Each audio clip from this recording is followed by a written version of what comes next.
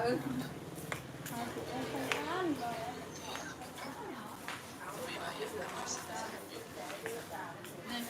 một tháng là thấm gì hai mấy tháng. Rồi thấy em ơi để đâu? Dạ không ạ.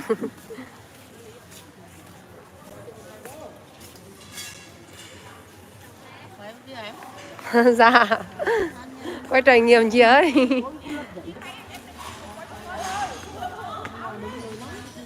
Chân đông á.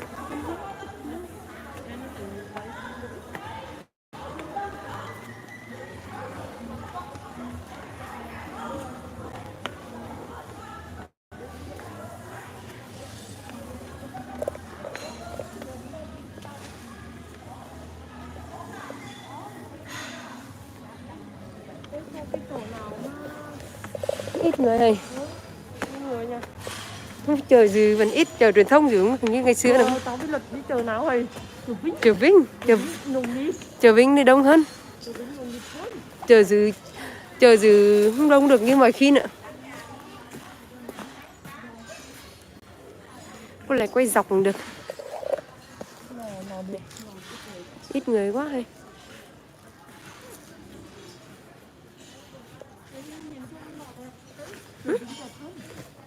Thì mai tao đi chợ Vinh. Mai đi chợ Vinh. Nó chỉ được chậu. Dạ không dạ.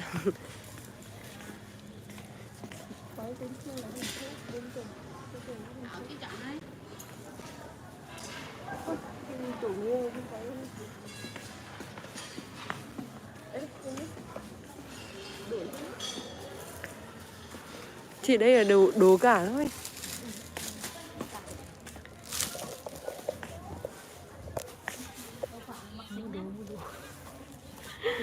Mua đồ luôn.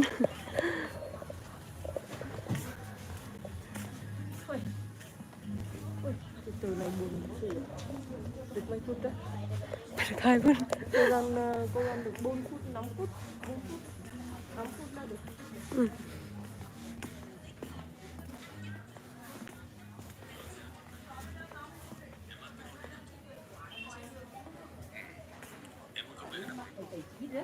Con đuôi à? Con đuôi nấu với con đuôi đen. Dạ không ạ.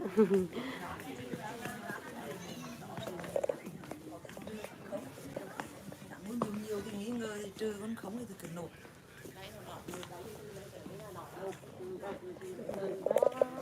Ta đi.